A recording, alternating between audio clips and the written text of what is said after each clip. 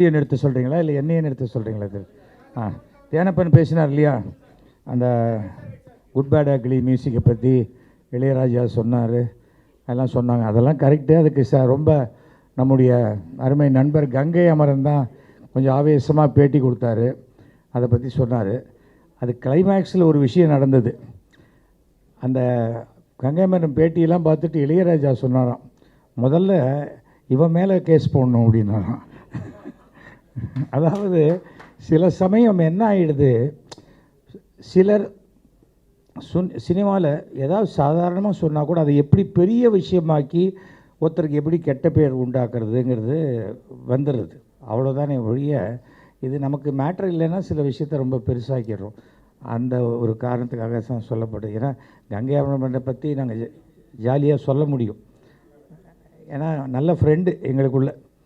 நான் கங்கை அமரன் கச்சேரி பண்ணும்போதே சொல்லுவேன், கங்கை அமரன் பேச்சு கச்சேரி ஃபிக்ஸ் பண்ணால் 4 பாட்டு ஃப்ரீ அப்படிம்பேன். ஏன்னா பாட்டுக்கு நடுவில் பேச்சு தான் நிறையா இருக்கும். ஒவ்வொருத்தருக்கும் ஒவ்வொரு ஸ்டைல் அது.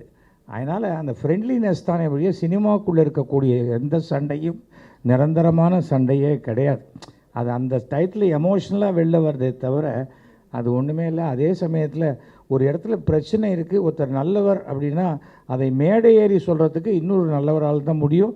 அது தேனப்பன் தைரியமாக சொன்னார். அதுக்காக தான் சொல்கிறேன். ஏன்னா தேனப்பனுக்கு எந்த மேட்ரை சொன்னால் நாளைக்கு இந்த ஆடியோ லான்ச்சில் இந்த மேட்ரு மட்டும்தான் வரும். எந்த சொல்லணும் அப்படிங்கிறத வச்சுருக்கார். ஸோ அதற்காக தான் சொன்னேன். மீண்டும் உங்கள் அனைவருக்கும் எங்களுடைய மனமார்ந்த வாழ்த்துக்கள்.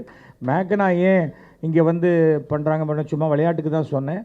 மேக்னா சென்னையில் இந்த ஆடியோ லான்ச் பண்ணதுக்கு முக்கிய காரணம் அவங்க அப்பா அம்மா சென்னையில் வாழ்ந்து கொண்டிருக்கிறார்கள்.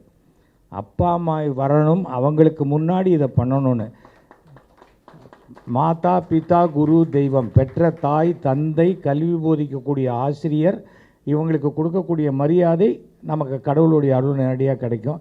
எப்போ அப்பா அம்மாவுக்காக இவ்வளோ முயற்சி எடுத்து வந்திருக்காங்களோ அவர்களுடைய ஆசையே இந்த படத்தை மிகப்பெரிய வெற்றி படமாக ஆக்கும். நன்றி, வணக்கம்.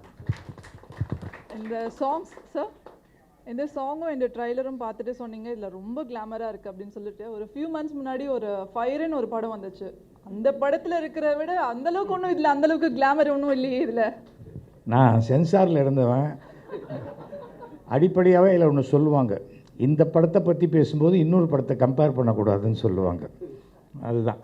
அதனால் நான் ஃபயர் பார்த்துட்டு மறுபடியும் பேசுகிறேம்மா. அதை முதல்ல நீங்கள் பாருங்கள் சார். பார்த்தீங்கன்னா இதை பற்றி நீங்கள் பேச மாட்டீங்க.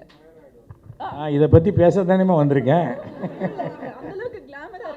சரி, ஃபயர் படத்தை ஒப்பிட்ட வரையில் மிகச்சிறந்த குடும்ப படமாக இருக்கும் இந்த படத்திற்கு என்னுடைய மனமார்ந்த வாழ்த்துக்களை நான் தெரிவித்துக் கொள்கிறேன். எனக்கு 75 வயசு ஆச்சுமா, என் பார்வையில் சிலது கிளாமராக தெரியும். நாளைக்கு என் பையன் வந்தால் சூப்பராக இருக்குது அப்படிம்மா, அவ்வளோதானே. தட் இஸ் கால்டு இந்த generation gap. Thank you so much.